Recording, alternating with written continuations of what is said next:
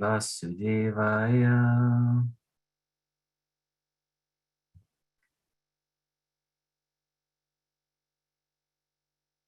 Good morning, everyone. We're reading from Srimad Bhagavatam, Canto 9, Chapter 15, entitled Parshuram, the Lord's Warrior Incarnation. And we're reading texts 16 through 21. So we have a few verses here in the middle of a short story. So we'll read those verses, and then I'll read the Sanskrit, the text 21, and the purport. Okay, so text 16. King Parikshit inquired from Shukadev Goswami, what was the offense that the Kshatriyas who could not control their senses committed before Lord Parashuram, the incarnation of the Supreme Personality of Godhead, for which the Lord annihilated the Kshatriya dynasty again and again?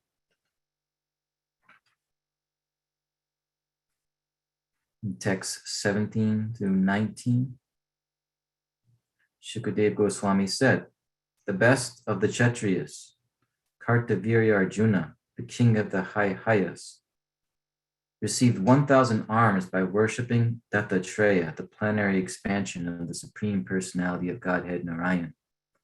He also became undefeatable by enemies and received unobstructed sensory power, beauty, influence, strength, fame, and the mystic power by which to achieve all the perfections of yoga, such as anima and lagima.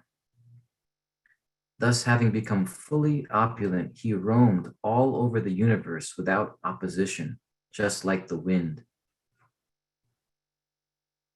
Text 20. Once, while enjoying in the water of the river Narmada, the puffed up Kartavirya Arjuna, surrounded by beautiful women and garlanded with a garland of victory, stopped the flow of the water with his arms.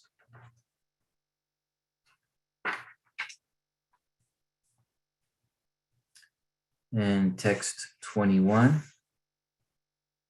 So I'll just read the Sanskrit once, and we can read the translation and the purport together.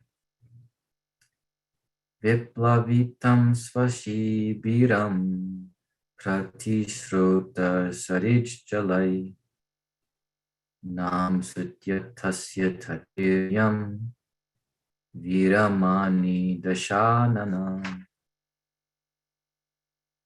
Translation. Because Kartavirya Arjuna made the water flow in the opposite direction, the camp of Ravana, which was set up on the bank of the Narmada near the city of Mahishmati, was inundated. This was unbearable to the 10-headed Ravana, who considered himself a great hero and could not tolerate Kartavirya Arjuna's power. Very short purport here. Ravana was out touring to gain victory over all other countries, Digvijay, and he had camped on the bank of the Narmada River near the city of Mahishmati. Om Gyantimarandasya Gyananjana Shalakaya Chakshurun Militam Yena Tasmai Shri Gurave Namaha Shri Chaitanya Mano Bhishtam Stapitam Yena Bhutale Swayam Rupa Kadamayam Dadati Svapadantikam Vandeham Shri Guru Shri Yuta Patakamalam Shri Gurun Vaishnavamscha Shri Rupam Sagrajatan Sahagana Raganathan Vitam Tam Sajivam Sadvaitam Savadutam Parijana Saitam Krishna Chaitanya Devam Shri Radha Krishna Padan Sahagana Lalita Shri Vishakanvitamscha He Krishna Karuna Sindhu Dino Bandhu Jagatpate Gopesha Gopika Kanta Radha Kanta Namustate Tapta Kanjana Gaurangi Radhe Vrindavaneshwari Vrishabhanu Suti Devi Pranamami Hari Priye Vanchakalpa Tarubhyascha Kripa Sindhu Vacha Patitanam Pavanebhyo Vaishnavebhyo Namo Namaha Jaya Shri Krishna Chaitanya Prabhu Nityananda Shri Advaita Gadada Shivasade Gaura Bhakta Vrinda Hare Krishna Krishna Krishna Hare Hare Hare Rama Rama Rama Hare Hare. Beg for the blessings of the assembled devotees. Adi Purush Prabhu asks for your blessings, that we can say something for the pleasure of Shishi Radha Mulidhar, for the benefit of everyone listening, and may our words also be aligned with Guru Parampara. Hare Krishna. So, this is 9th canto, 15th chapter, which is entitled Parshuram, the Lord's Warrior Incarnation. And we're reading texts 16 through 21. So Shukadev Goswami, he's listing personalities in the dynasty of Aila. And finally he comes to a great king named King Gadi. And the grandson of King Gadi is Jamadagni. Jamadagni marries his wife Renuka, and their youngest son is an incarnation of the Lord named Parshuram. So this chapter begins by just listing this dynasty, and finally we come to Parshuram and a story about Parshuram. And we know he's Shakti-Avesh avatar. And there are two kinds of Shakti-Avesh avatars. You know, the word Shakti means power. Shaktya, Avesh means, Avesh can mean invested or possessed. So a Shakti-Avesh avatar is a jiva, is an ordinary soul, just like me or you, but they are specifically empowered by the Lord. They're given either one power, one special power, or multiple powers, and they have a particular mission, therefore, in this world by manifesting that power. So there are two kinds of Shakti-Avesh avatars. It's a little technical, but one of them is where the Lord takes full possession of that being. This is a direct, this is called the, two forms. So one is direct and one is indirect. So some examples of that: Buddha, Kapila Dev, Rishabh Dev. These are actually certain personalities, but the Lord totally absorbs himself in them and utilizes them. And then another kind of Shakti-Avesh avatar is indirect, which means that the Lord empowers this particular jiva. One particular Shakti, one particular power comes through this personality for a particular mission. So an example of that is Narada Muni. He's his own person, but he's empowered by the Lord for a particular purpose. Prithu Maharaj is another. And Parshuram is also considered in this category. He's Shakti-Avesh avatar, and of the second category, indirect, where he is specifically empowered with one of the Shaktis of the Lord for a particular mission. And what is his power? What is his mission? Well, it's right there. We can figure something out by analyzing his name. Parashu means axe. Prabhupada sometimes says a chopper. And he's the Rama with the axe. And what's he empowered to do? He's empowered by the Lord to kill and to wipe out the evil elements from this earth. This is his Shakti of the Lord that he has. the Shakti to destroy. You know, Krishna is the source of everything. He's the creator, he's the maintainer, and he's the destroyer. Sometimes that's also necessary in this material world. Sometimes it's necessary even on a large scale to kind of achieve or reestablish a cosmic equilibrium, a cosmic balance. Sometimes there are, large scale disasters and so forth. And this is also sometimes necessary in our material world. So what happened here in this story? Why was this necessary? Because Parshuram is going to perform his mission pretty soon, which means he's going to destroy all the corrupted Kshatriyas from this world. And Prabhupada explains elsewhere that some of those Kshatriyas, when Parshuram was killing so many so powerfully with his axe, many of them fled. And some of those Kshatriyas went to Europe. Some of them went to Egypt. And so, these are also places that have histories of certain kings and personalities in Europe and in Egypt as well. So these, Prabhupada explains, are kings or Kshatriyas that had fled when Parshuram was doing his killing. So what's happening here in this story,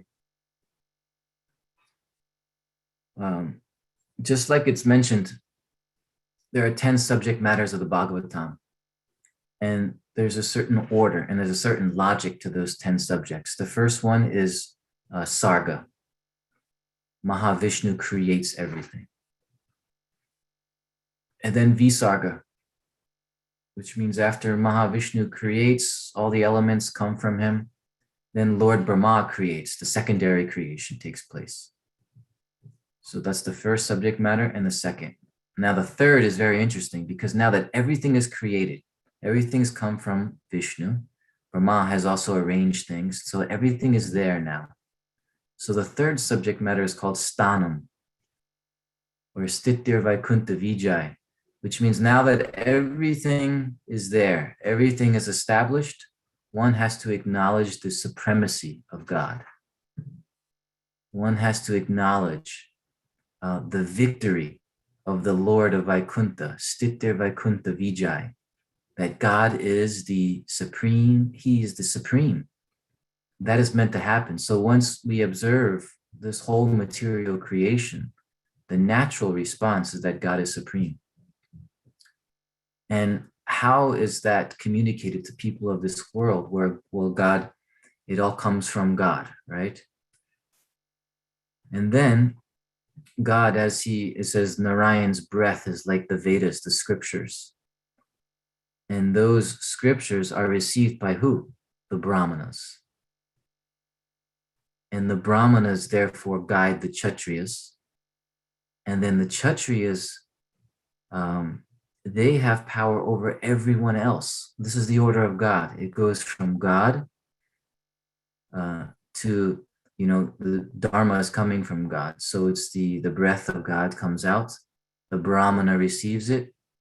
The Brahmana realizes it, the true Brahmana, and then guides the Kshatriya. And then the Kshatriya guides everyone else. That's the order of God. That's how it's meant to work. That's how God's message comes into this world in the right way. This is the procedure. So God to the Brahmana, to the Kshatriya, to the Vaishya, Shudras, women, children, everything. But mostly, if you see, the Kshatriya is very important because everything else follows from because of the rulers, right? So the Brahmana needs to guide the Kshatriya. The Kshatriya has that understanding that this is the order of God.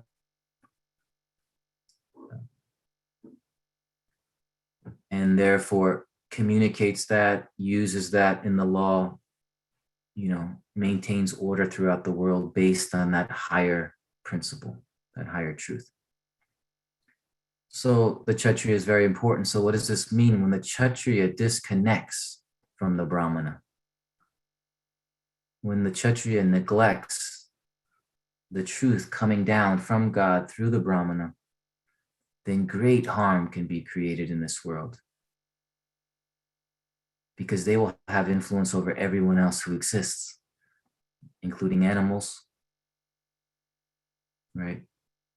Vaishyas, Shudras, women, children, animals. The Kshatriya is governing, is the ruler. So if they are disconnected from this order of God, then so much harm can be created in this world, right? We see even in our last century, personalities like Stalin, Mao from China, Hitler, right? These are powerful personalities who had control, who ruled, but were disconnected from God, and therefore look at the harm, millions and millions and millions of people killed. It's amazing. This is not too long ago. 3 of these personalities all around the same time, contemporaries, and the amount of damage and harm and death. So there's a verse in the Bhagavatam that very clearly explains how this works. Just what I'm sharing is based on this verse. This is from the 12th canto. Asamskrita kriya hina. When the Kshatriyas stop following the Brahmanas, the Vedic truth, when they stop living those principles and governing with those principles, what happens? Rajasa tamasa vrita. Then their hearts become dominated by rajas and tamas, by passion and ignorance. So when a Kshatriya's heart becomes dominated by passion and ignorance, then what happens? The verse continues. Prajas. Prajas means everybody else, all the people. Te bhaksha yishyanti. They all become exploited and devoured by those Kshatriyas. So this is a verse. 12th canto explains a lot about the age of Kali. This the deterioration that takes place. And we'll see a lot of verses that have to do with this Brahmana-Kshatriya relationship and the corruption of the Brahmanas and the Kshatriyas. And this is what happens. Prajaste bhaksha yishyanti. All the people will be exploited and devoured by such a system. A system that's disconnected from the root. The root of all existence is Krishna, right? So just like a tree, there's an expansion. First, the root is there in the ground, and there's the trunk and the branches, and then fruits may come. But if the branches, if the trunk, if anything is cut off from the root, then it deteriorates. So long we're cut off. Society definitely is now cut off from the root. So that's our situation in Kali Yuga. Society is cut off from the root of God.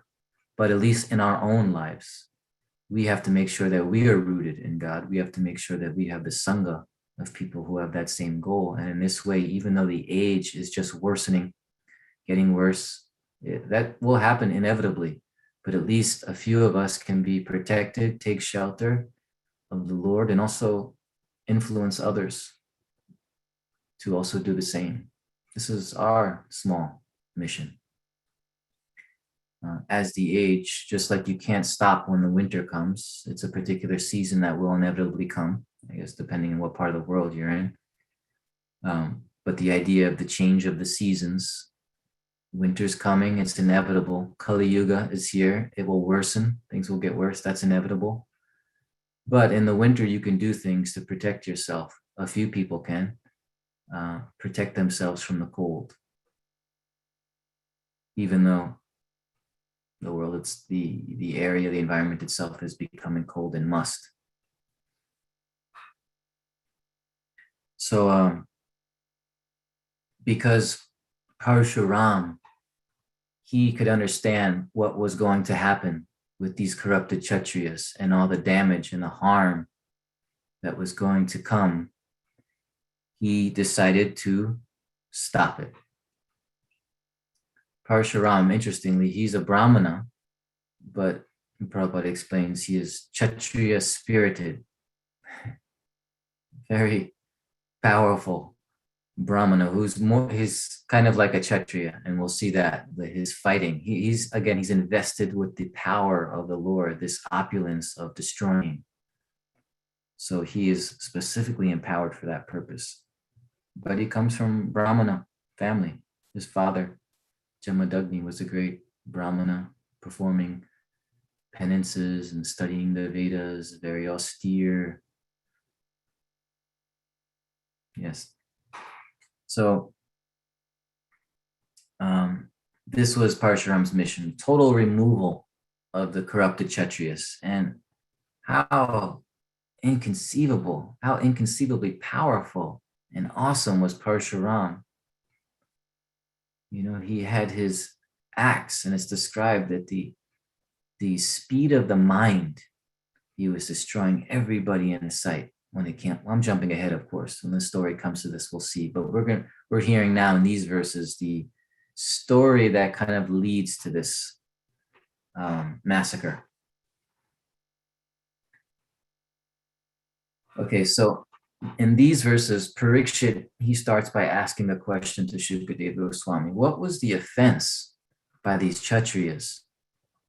You know, because Shukadeva Goswami gives a little summary also in advance that Parashuram had destroyed the Kshatriya class completely, again and again and again. So Parikshit asks, well, what was the offense which caused this killing?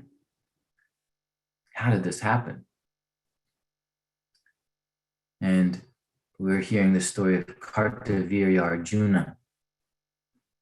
So he was one such powerful, very powerful Kshatriya we're hearing in these verses.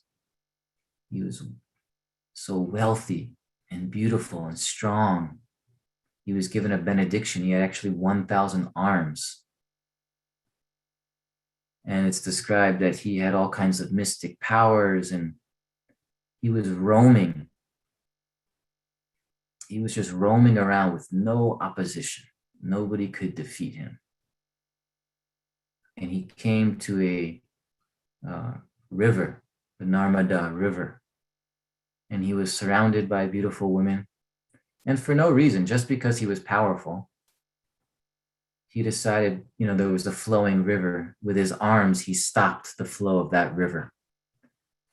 You know, it's like he just wanted to basically impress those who were there with him. This is a very strong ego habit that all of us have, the desire to impress others. If we look closely, if you look really closely throughout the day, at least I find that I'm kind of falling into this throughout the day again and again and again to impress others. You know, why do we try to look really nice? Why do we try to speak very nice? Why do we tell a story in such a way where maybe the truth is twisted a little bit, but I look good by telling this story, you know? How did you come to Krishna consciousness? Oh, yeah, you know, I've been just seeking for the absolute truth since I was, 9 months old. And then I had this, we tell things in such a way where actually what's behind it, there's a kind of motive to impress, to attract the other person to me, looking nice. And sometimes we talk about our accomplishments and education and whatever it may be. But we want to be seen. We want to be seen by people. We want to impress people. So we all have this tendency. Kartavirya Arjuna here, for no reason, there's a river flowing. And just to impress those who are with him, I'm going to stop this river. That's how powerful I am. So this tendency to impress others has to be overcome by a devotee.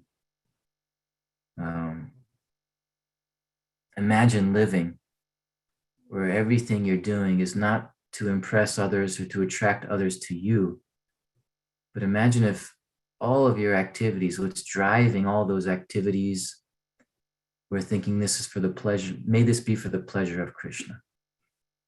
May I act this way for the pleasure of Krishna. May I think this way for the pleasure of Krishna. I'm having an exchange with a person in the middle of the day. Well, let me exchange in such a way that Krishna is actually pleased. We have to think about what that means. How do I interact with that Krishna is actually pleased? so that my consciousness becomes an offering to the Lord. My activities become an offering to the Lord. So Krishna consciousness means for Krishna, that all of it is for Krishna and not for myself. And if you look very closely, it's very subtle. We bring it into spiritual life. We also bring it into spiritual life, that it's actually, I'm trying to get some recognition. I want to impress others. You play some instrument. Is it really for Krishna? We get distracted. We fall back into our self-centeredness. So you don't have to be angry at yourself for that. You just have to see it. Wow, this is what's driving me. You don't have to feel so guilty about it, or you're just, feeling awful, but you do have to see it. You do have to see that the engine, it's really all about me. The engine of our life, the engine that's driving our thinking, feeling, and willing, I'm in the center of it. We have to see that. And then we have to desire and long for Krishna to be in the center. And, under the direction of the devotees, and begin to see that example of what that life could be like and be inspired by it. And we begin to want it more and more. And then we start to align ourselves gradually with that consciousness. So that's the idea. So anyway, I got a little sidetracked, but the idea of Kartavirya Arjuna, why did he stop this river? Just to impress the women that were with him, and just to show his power. So, another nice thing about this point, we should do things in secret. We should do devotional service sometimes in secret. Right? Like, say you want to increase some rounds. You chant your rounds. Today you're going to decide to chant a little bit more. Well, don't tell anybody. Maybe today you're going to decide to fast. That's fine, but don't tell anybody. Do it in secret. In that sense, you're avoiding this tendency to want to bring it out to everyone else and then feel good about yourself, which becomes a kind of subtle ego gratification. So there are certain things we can do. You're in your home. Nobody's there. Well, have a picture of Krishna.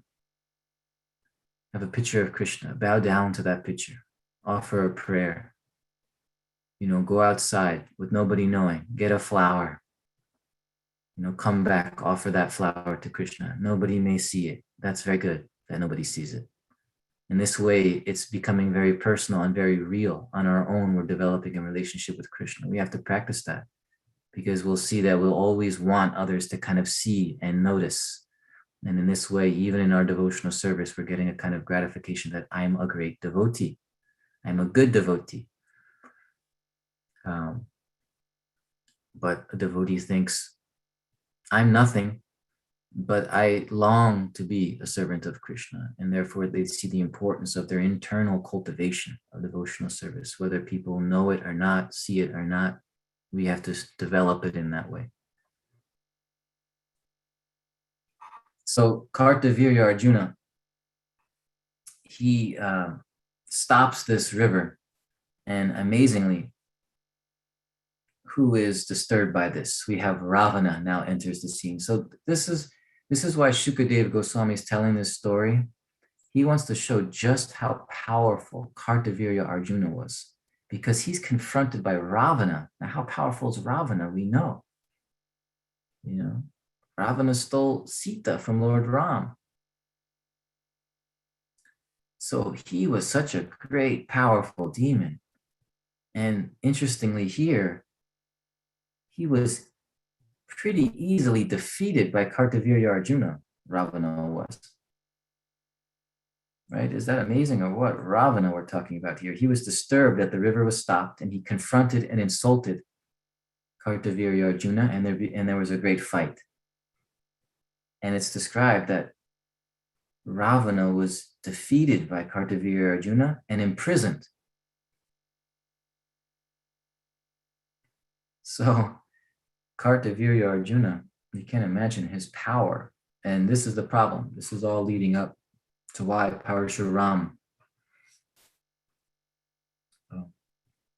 Kartavirya Arjuna, you can say, was like the symbol of all the Kshatriyas at that time, the corrupted Kshatriyas, and he was the most powerful. And he has a particular, he has this situation with Parshuram that's coming up very soon. So this is kind of how the story begins. After Kartavirya Arjuna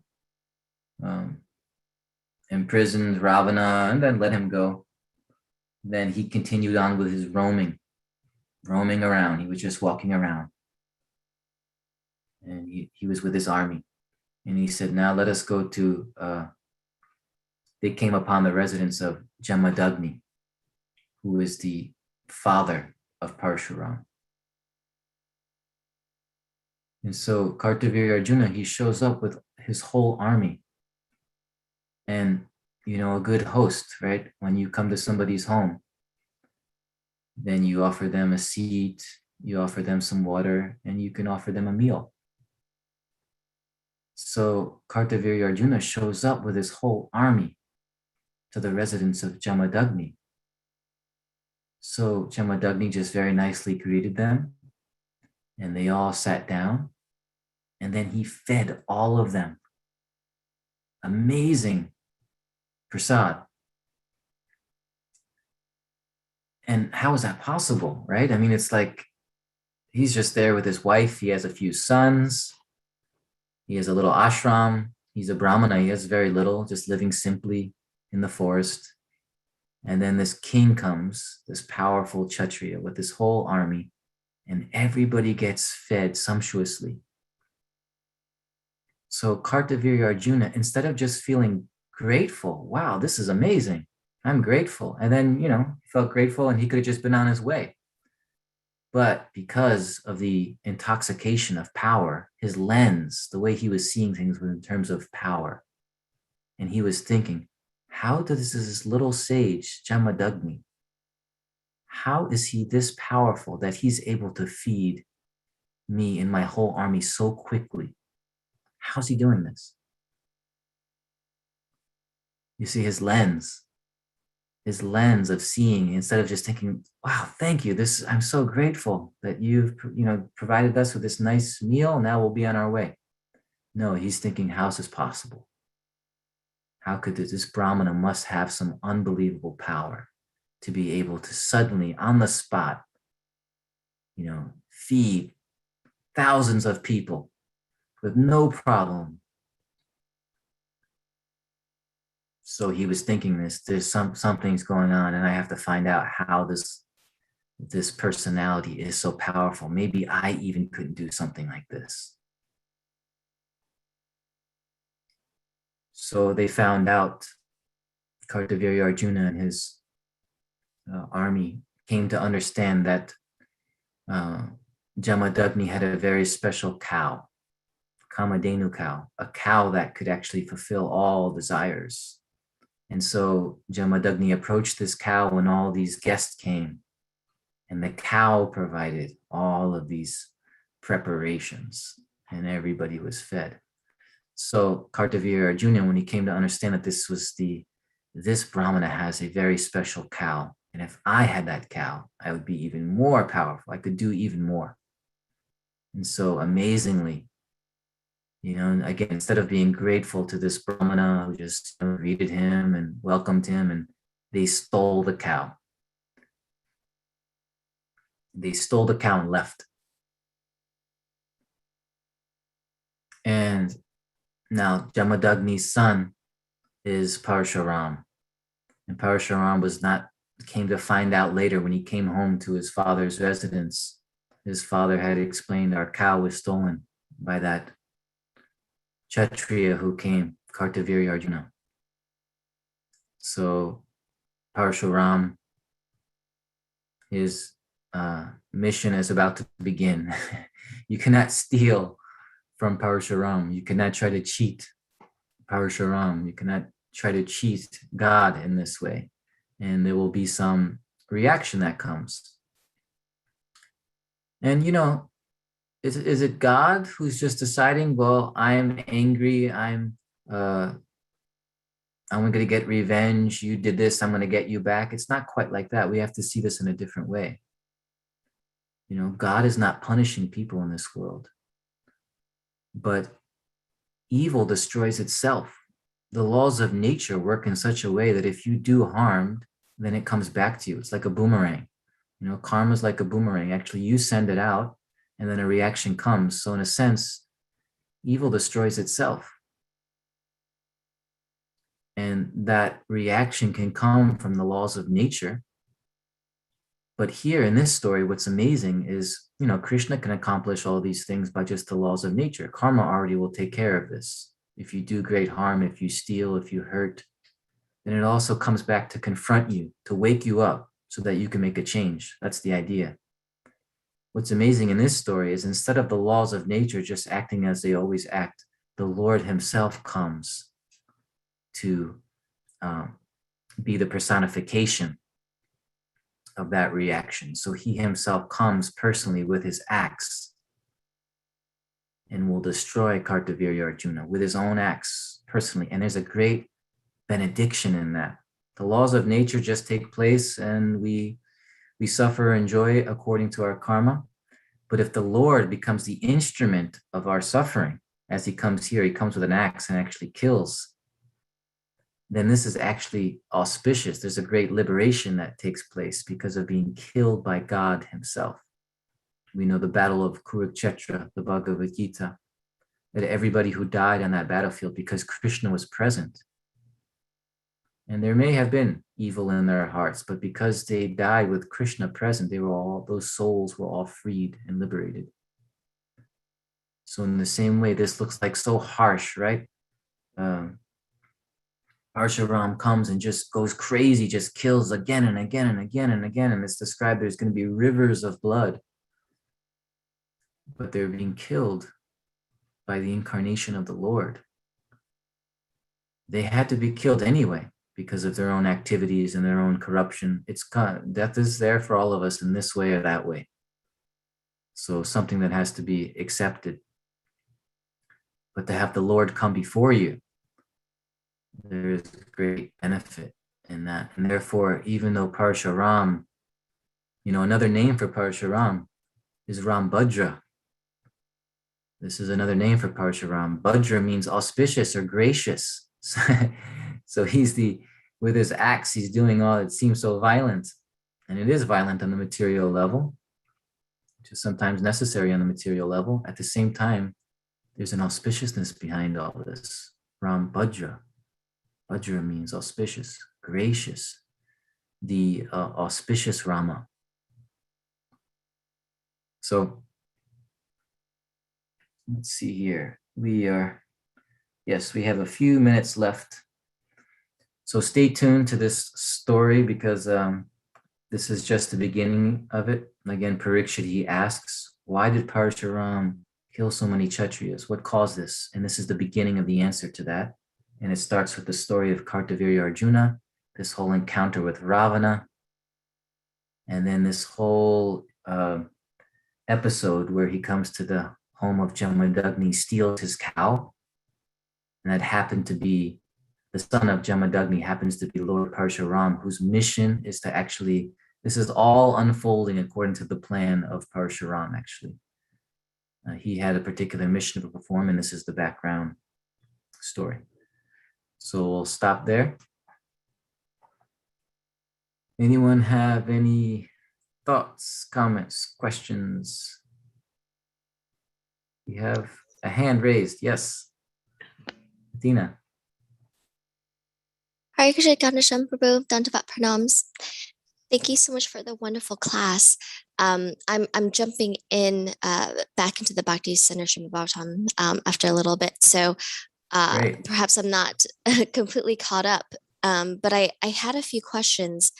I haven't formally read or heard about the Parshuram, and so understood that this is the start of it. I had a few clarifying questions. I think when you hear, or the verse had said that he killed the Kshatriya class 21 times. It's interesting because what did it mean? What does it mean to kill it 21 times? Is it 21 generations?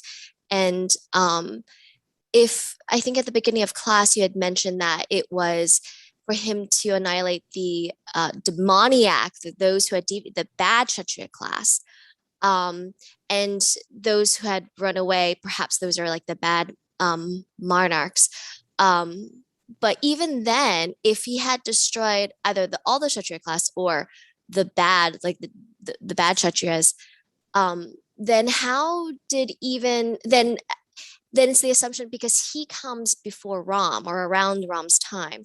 But then, of course, with Krishna and Kurukshetra is to also, I mean, it sounds like to annihilate all of the Kshatriya class again, but really because they were also demoniac Kshatriyas ruling the earth as well.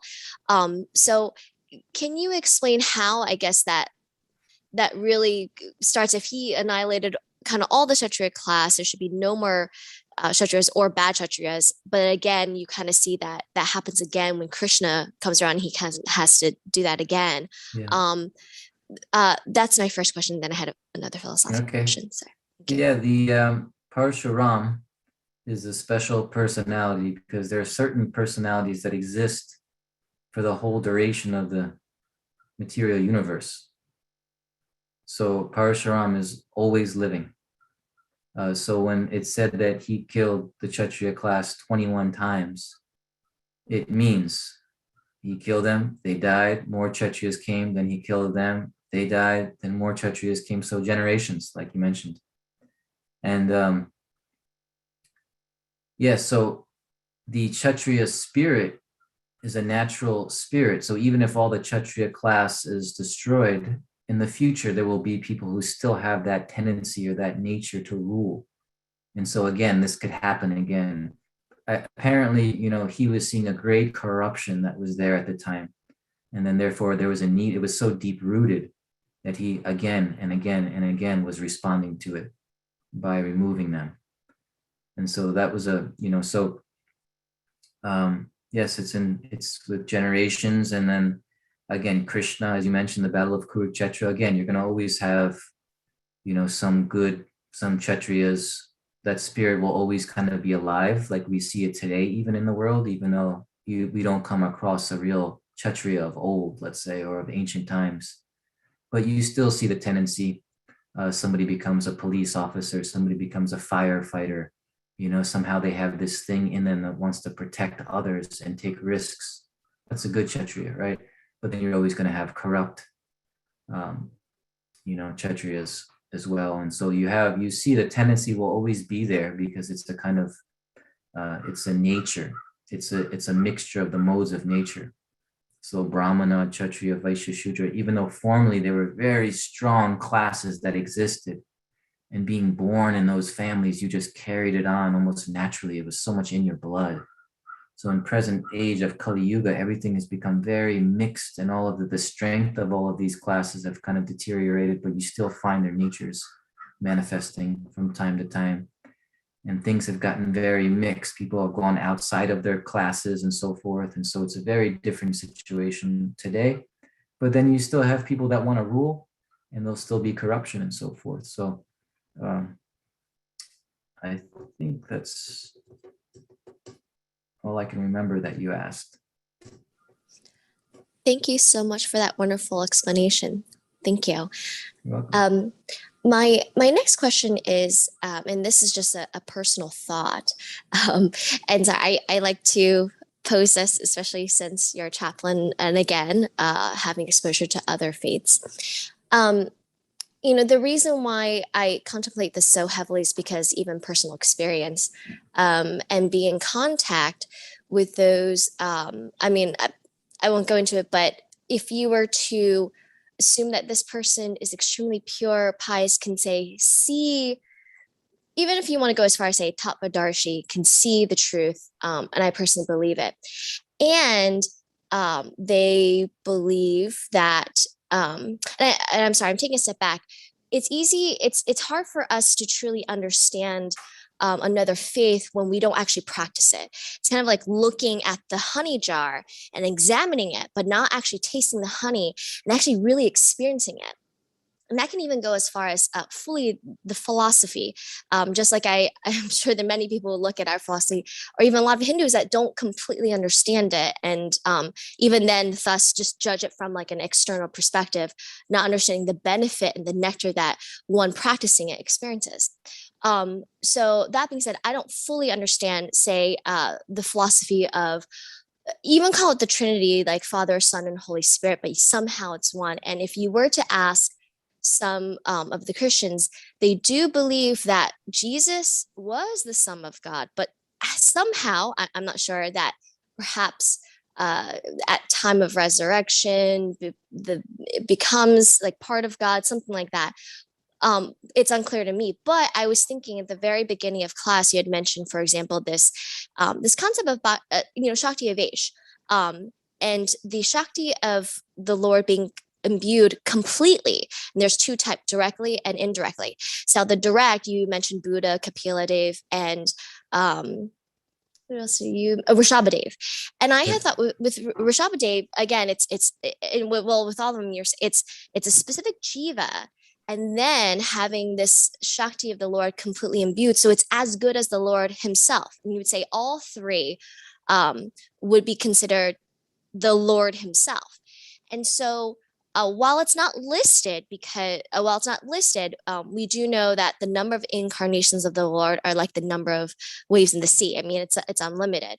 So while, say, Jesus Christ wasn't listed, the fact that Actually, Bhaktisiddhanta Saraswati Thakur, he mentions that Jesus Christ and Muhammad are in the category of the indirect Shaktivesh avatars. So they were jivas who were specifically empowered by the Lord for a particular purpose in the world. So anyway, just wanted to point it out. It's kind of interesting that a recent Acharya had listed these last two, Muhammad and Jesus, both as kind of Shaktivesh avatars.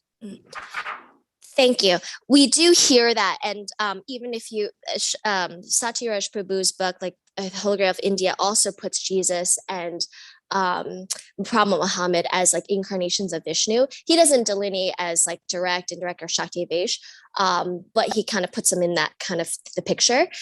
But I guess that was it, which I think to date we would say Jesus is a Shakti Avesh avatar, but in the indirect category. However, the fact that so many Christians, and we would say, well, they're incorrect, that they think that what I'm saying is, it sounds like Jesus could be in that direct category, that he is a jiva, but yet is completely imbued with the Lord's grace, that he's almost as good as the Lord himself, right? Because this whole like huge percentage of the population believes that, and if they're experiencing transcendence, and there's, say, pure devotees in every path, and many that believe and wholeheartedly, I guess, understand the philosophy, or I mean, I know this is very debatable whether they go back to Godhead completely, what we would say that, but if you were to take someone who is completely pure, has seen, is a Tattvadarshi, has seen the truth, and believes that Jesus was, somehow like God himself, then that would put Jesus in the category of the direct, say, Shakti Avesha avatar. Yeah, these categories, it becomes very like hair splitting. And really what's important is the heart of devotion. So if someone has this relationship with Jesus that's very profound, and they're following Jesus, and their life and soul is Jesus, then that is a link to the Supreme Lord, So in one sense, like, theologians will get into the and even we have like the technicalities of is this the first category Shaktivesh, second category Shaktivesh? In one sense, you need a basic understanding that this is my gateway to God, whether it's God directly, God indirectly, God in the third category, fourth, all those things. It's not like God is waiting for us to figure that out on an intellectual level so that he will admit us into the kingdom of God. It's not quite like that. So the real thing is the heart of devotion. And, for us, it's very simple of the way of seeing Jesus. And the reason why there's confusion in Christianity, is he God or is he not God? Because this is even our understanding of the true bona fide guru, is he's simultaneously God and not God. We also understand, right? Like the guru is, because of the connection to God, in one sense is the representative of God, If you say Shakti avatar, that's also in the category of Godhead. So the real answer to the reason why the Christians are split, some say he is God and some say he's not God, he's the Son of God. The reason why that split exists is because they can't accept that he's inconceivably both at the same time, which is where our philosophy kind of solves this matter. That these avatars and so forth, they are simultaneously one and different from God. And that doesn't make sense for the material mind. For us, it has to be one or the other. But in fact, it's inconceivably both. And so if we understand Jesus in that way, then you can't go wrong. He's one and different. He's praying to God throughout all his pastimes. So, I mean, that would be strange to say he's praying to himself. He's speaking of the Father. He's calling himself the Son and so forth. And so there's a difference. And then in other verses, he identifies fully with God. I and the Father are one, right? So he's showing through his own, activities and even the way he speaks that there's a oneness and there is a difference simultaneously. For our minds, that's inconceivable, but that's what it is. That's the level of transcendence which we can't comprehend. Thank you so much. I want to check if anybody else has any thoughts or comments or questions. Yeah, so I can. Yes, bro. It's nice to see you. Haven't seen you since Gainesville. Nice. Very well. My question is there fault? You mentioned us naturally having to deal daily with trying to impress, right? And trying to speak in a certain way, look in a certain way. And every opportunity that we get, trying to get the attention of others and impress others. But my question is there fault in trying to impress Krishna when we do devotional service? No, in fact, I think that is, if we see that in the right light and in the right way, I guess it depends where it's coming from. We have to sometimes search our hearts very deeply. It gets very subtle. I want to impress Krishna. Well, what impresses Krishna? That's the question we have to ask. What impresses Krishna? Is it like my ability at doing this thing? Or is it my humility? What impresses Krishna the most? Two things: humility and devotion. So when we desire that and long for that, we take a humble position. A humble position doesn't mean a weak position, or that we're just like we start to hide from things and people. Humility also has great courage. There's a risk taking. Humility also takes risks, because humility doesn't mind looking like a fool even if I fail. So humility, there's a humble side that kind of is in the background, but also a part of another side of humility is to put yourself in the front and not to be afraid of failing. Because after all, this is for Krishna's pleasure. Now he can do with me whatever he wants. He can make me a success or a failure, right? So that humility impresses Krishna. That kind of devotion, devotional service, where we maybe don't feel like doing something, but at the moment we just have this realization, well, I kind of want to avoid this, but actually, Krishna, let this be for your pleasure. I'm just going to go ahead and do it. Let this be for your pleasure. That thought, that feeling. So this is what actually impresses Krishna. So with that understanding, this is what we want to do. We have to make sure it's not, my own idea of what impresses Krishna. Krishna will be impressed if I do this in this way, and if I take charge of this situation because somebody's got to do it, and maybe we're harming others by having that attitude. And so we have to really look closely, and pray to be able that it's revealed to us what will actually please Krishna in this situation. Krishna, give me that intelligence to know that, and then move in that direction, and then there's no harm. Yeah, thank you. The reason why I bring this up is because we learn that the way to please Krishna is to please his representatives. Yeah. So it could be a gray area where we might want to impress a senior devotee and trying to understand where this comes from. Yeah, and it's the same principle applies, right? Just we want to please and such a person, and then we just have to a little bit search our hearts. And I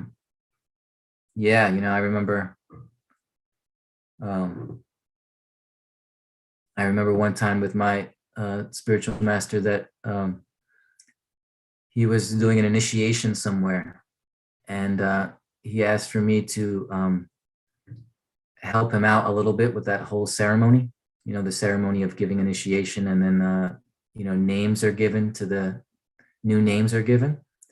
So he wanted me to be by his side, and to when he gives the name, he wanted me to say the name for all the devotees who were assembled. And so everyone says, like, Ki Jai, like, you get the new name, and then I say it out loud, and then through a microphone, and everybody celebrates. So that was the idea, right? So I thought, so I told him that, okay, well, these Sanskrit names can get complicated sometimes and a little tricky, right? So if you can provide me with the list of the names of the initiated names, then at least I can have it before me and I can say it properly, and then everything can, I can do it well. I was thinking, like, I want to do this well. This was a service given to me. And he said, oh, I haven't even given, I know the names, but I'm not going to give you the names before anybody else even knows the names. He said, so you just have to listen very carefully. And he said, if you make a fool of yourself and say the name wrongly, then you just have to accept that as Krishna's making a fool of you. So like, I had this idea of, like, I want to do this right. I want to please him. Okay, give me all the names so I can say them correctly, And his spirit was that that's not pleasing to me. That's not pleasing to Krishna, in the sense that I shouldn't be the one that has, like, the names before he even speaks them, and I'm aware of them. And there's a certain, etiquette, I guess, to all of it. And his mood was that, well, you just have to listen very carefully and do your best to say the names correctly. And this was like a big initiation with lots of people, lots of names, So I was in anxiety the whole time. I was listening very attentively, just looking at his lips and then saying the name. And then, people were, I just let it be. And I said, well, something, like you said, if I make some mistake here and end up looking a little foolish, well, just accept that as, I'm Krishna's fool. I'm my spiritual master's fool, and I'll take that, So I started to enter a little bit more into that consciousness of letting go and just, oh, if this pleases him, this is not what I expected, but if this pleases him, even if I fail, he's okay with it as long as I take it rightly. If that's what pleases him, then that's, that was adjusted in my mind. This is what it means to actually please him, not what I thought.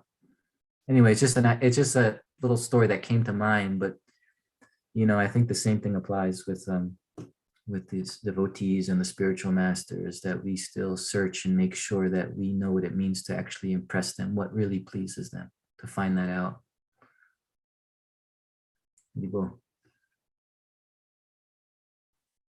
Anyone else have something? We're a little over, but I have a few more minutes. Hare Krishna, Ghanashyam. Hare Krishna. Yeah. Don't worry. Don't be afraid. I won't be long. I'm not afraid. I love hearing your voice. Aww. Even without a question, I'm already glad that I'm muted. Yeah, so not to split hairs, but I'm splitting hairs. I never heard of a difference between a direct Shakti-Avesh avatar and a direct one. What is the difference?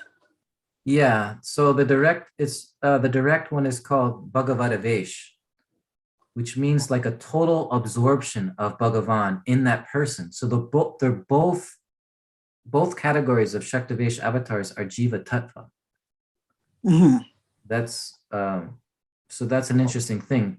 But one of those jivas gets totally absorbed by the Lord, and the Lord kind of like fully is manifesting himself.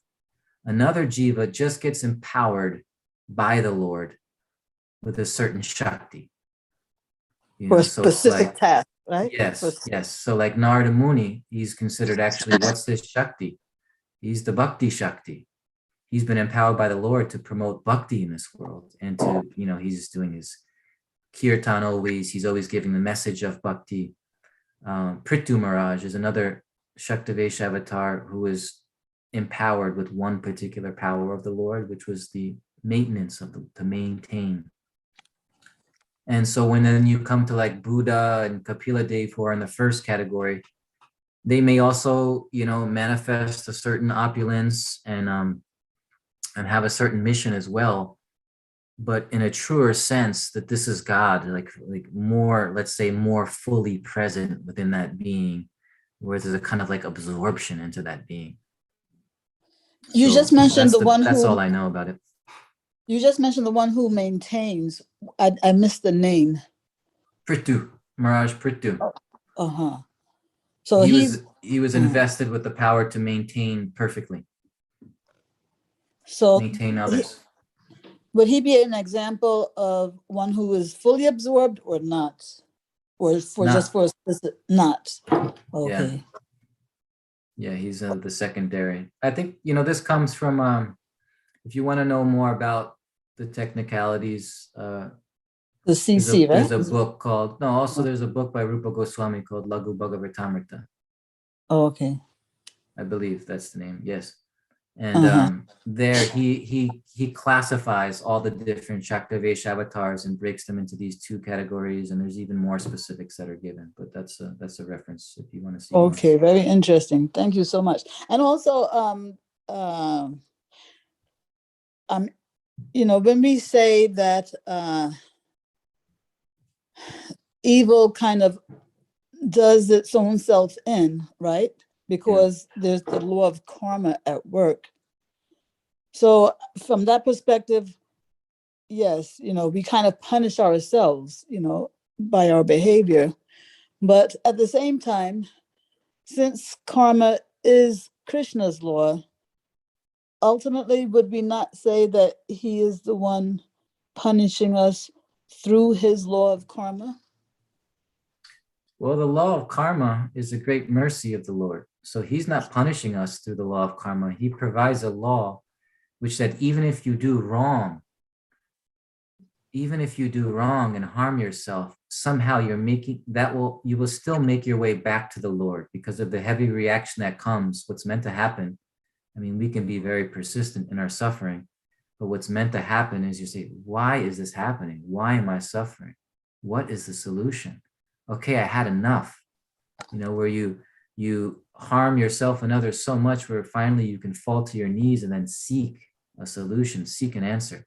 So he's not the one punishing. He provides a law that even if you go off, even if you make mistakes, even if you do wrong, still in a subtle way, if you stay awake and stay conscious, you'll be returning to what's right. At least you'll start to search for what that is and what that means. So it's a very merciful law. It's the only thing he can do that helps living entities with free will to come back to him, because he doesn't interfere with the free will. So he's not going to totally just, interfere with our freedom. But in a sense, he interferes with it by causing the law of karma. Because if he didn't interfere at all and we started doing wrong, we could do infinite evil. We could do wrong to such an extent that it would be like an unstoppable force in this world where evil he breaks it up by a reaction. He breaks it up by death. A person dies, and in one sense, there's a fresh start. There's a new start. But imagine if we just lived forever and could do evil without any stoppage or any reaction. Just imagine, the harm. So in one sense, it's something put in place for the benefit of all of us. And he's not the one punishing. He's the one giving. We have free will. God has free will. We have it also, being part and parcel of God. And when we misuse that free will, then a certain system is arranged by the Lord to protect us from destroying ourselves and others. Yeah. Actually, when I used that, excuse me? No, sorry, that was a lot there. So I don't know if... No. That was helpful. Really wonderful, very wonderful. But your answer, I realized that the word punishment, when I used it in my sentence, I didn't really mean, because the word punishment carries a negative connotations, like you want somebody's detriment, Mm-hmm. But of course, Krishna would never want our detriment. I mean, his punishment, I would say, is more in the mood of a loving parent, where it's for your ultimate welfare. So I was using the word punishment in that sense. Right. Yeah. So your elaboration on this quote unquote punishment was really nice. That the way I understood you is that his punishment comes in a way such that you will become so aggrieved that you will want to figure out how to stop it. Yeah. Right? And in that way, you make progress toward your nature. Right. I mean, we hear about it all the time, right? When suffering becomes bad enough, then, it's like you're brought down to your knees, as I was saying, and it's just kind of like, oh my God, what do I do? How? What? Is there some solution to this? And those questions begin to arise where, if you take the suffering out, say you made this material world just a place where you just go on enjoying unlimitedly, infinitely, then there will be no return to God. This actually material world is a place that's separated from the Supreme Lord in a sense. He's there everywhere, but we don't have the eyes to see it. In a sense, we're separated. And to bring us back to our true nature, then the law of karma is designed by the Lord. It's brilliant. It's infinitely wise. There's no mistake in it at all. It's totally perfect. We just see it in a certain way with a certain lens, and we think this is bad, this is good, and God is doing this or God is doing that, and why am I caught in this law and so forth. We don't see the brilliance of it, but it's totally perfect for a living being who has freedom and may misuse it. It's the perfect system. This is the infinite wisdom of God which is behind it, and so that's the real situation. It's mercy. When you say that his mercy is like brilliant, to really get to the heart of my challenge to faith, I have to give you a very kind of graphic example, Okay. And so my graphic example is when an infant child is raped, Mm-hmm. We say that's due to karma, but it is so challenging to try to understand how the experience of that infant baby can benefit from having gone through that in his, return back to Godhead. So I don't know if you have a response to that challenge of mine. Yeah, I mean, God, there are so many awful. That's as bad as it gets, right? I mean, it sounds because of the vulnerability of that situation. The thing is, we just see that, we just see again the very graphic, horrible, awful situation. But just imagine that there's an eternal, pure soul there. And this soul's on a long journey of different experiences. Now, suppose that was simply the end of the suffering of that soul. So suppose that last experience was a freeing from suffering, something that, we can't see back into all the karma and all the cause and effect and so forth. And just imagine unlimited lives and the way it can get entangled and different reactions at different times are manifesting. And so we see this terrible thing happen, and it could be the freeing of that soul finally from suffering. But this was the culmination of it, or at least a shift or a change. And it's kind of like, again, these philosophical answers never help with such situations. In such situations, we're just called to be compassionate and loving and to serve and to do whatever we can to stop such things. So on our level, that's what we're called to do. Now, there is philosophy behind it. There is an understanding, but that usually doesn't address just the pain and the awfulness of the situation. So there are ways to see it.